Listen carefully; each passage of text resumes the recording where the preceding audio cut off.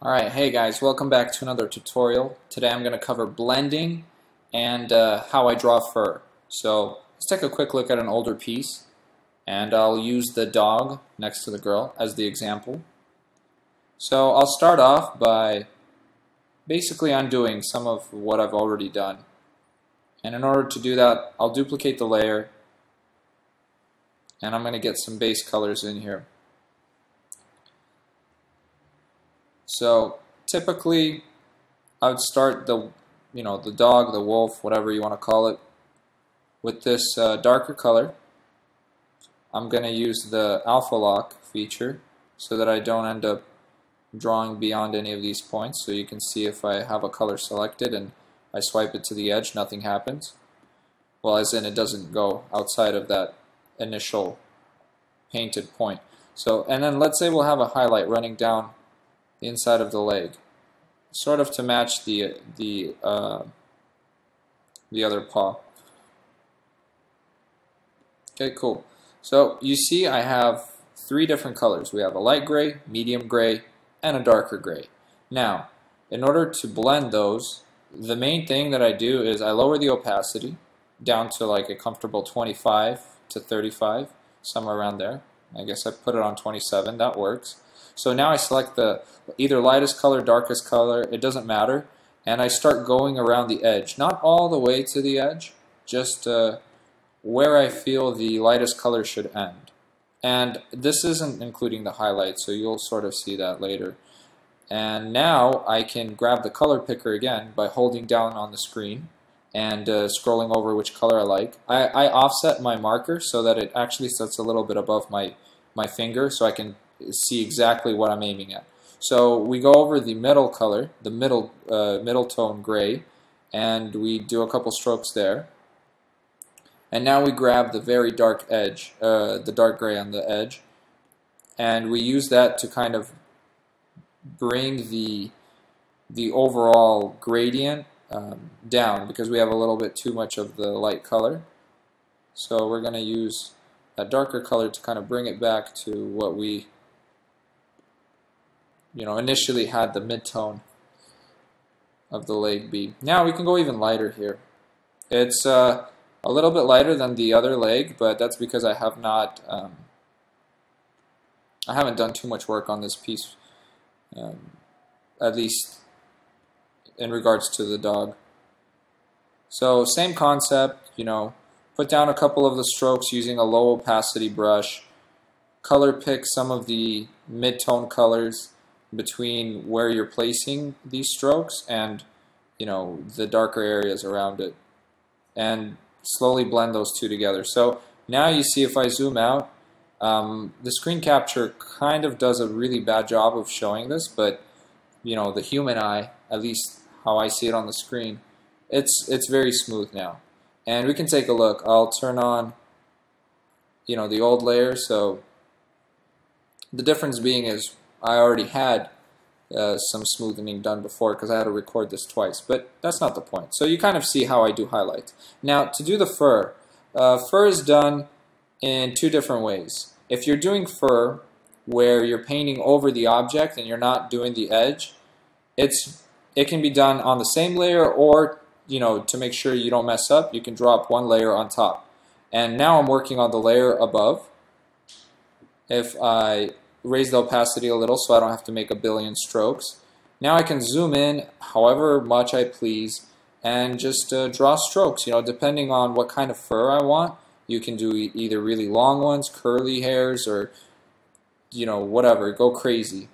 But this is how it's done. And I first color pick the color which the fur is, the color of the fur that I would like, and most of the time it's the color that is sitting on top of or is in front of whatever is behind the object. So here we have like this dark crevice, I don't know, under the eye. It's like a fold.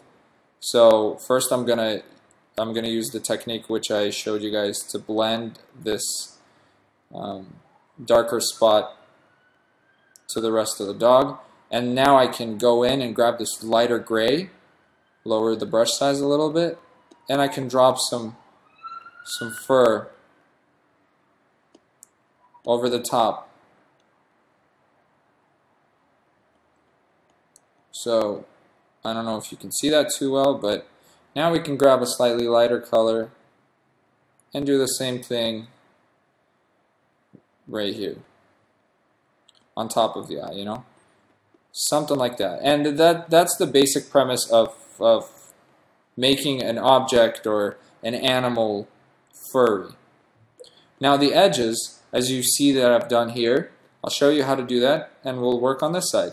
So the other way of doing fur, especially this applies especially to working on an edge of an object, is you could use 2 layers. So first I'll start with a layer and I'll drop it underneath whatever object that I want to add fur to, and I grab a darker color. So we have 2 colors here. We have this one, it's a darker gray, slightly darker, and a slightly lighter gray. We'll grab the slightly darker gray, and you just go along the outside of the fur and you drop some quick strokes. This doesn't have to look that good. The main reason for doing this bottom layer is to get rid of this fine edge that we have. It's not, you know, it's too sharp, it's not very soft. And if you're trying to make an animal look soft, you have to avoid jagged lines like this.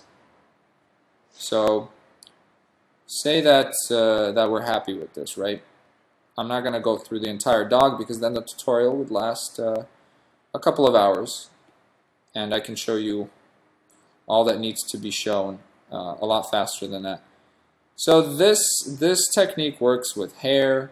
If you're trying to draw hair on a human, I didn't do the girl's hair the same exact way, so that's not a very good example of it, but trust me, it works. It works on different types of hair-like things. So now I went ahead and took a second layer, and this second layer, as you can see, sits on top of the dog. So we have the dog layer, and then we have this, I'm toggling it on and off, then we have this upper layer sitting on top of it. So what is this layer for? Well, that lighter gray that you saw me select next to this darker one is going to overlay on top of the edge, and it's going to help further cover up those jagged lines, and it's going to give the fur a little bit of a 3D, you know, a full look. It's going to give it some volume, and that's essentially how I paint fur. Now you can obviously grab even lighter colors and go along the edge depending on where your lighting is. The edge of, like, the very points of the fur could be lighter than the rest of the animal, you know, if your light source was behind the creature. So there's just like simple lighting rules to keep in mind, but overall you'll generally have just a color blend all throughout the animal as you draw the fur. So, you know, eventually I want to blend this color into the rest of the thing and have it so that it also blends softly towards the fur. I don't want the tips to be like a ridiculous, you know, I don't want them to be like this. I'll show you guys real quick. Like, that looks weird, you know, unless your animal was spotted, you have to smooth it out. So this dog is really dark right now, but that's because I was going for a pretty much a black animal. Now, if I merge this down and it's still alpha locked, it allows me to paint over the edge of the fur without worrying about messing up any of the strokes, because remember, alpha locking will not draw new content on the layer. It'll only overlay what is already there. So there you guys go. Quick, easy tutorial on how fur is done. Let me show you a quick example of some other pieces where I've used this technique.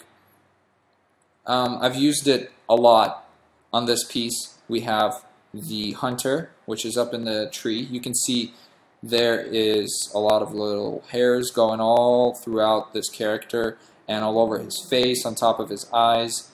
All of that was achieved with the same technique. You can see some color blending underneath the face and the various browns within his variation of the skin on his face, all that good stuff.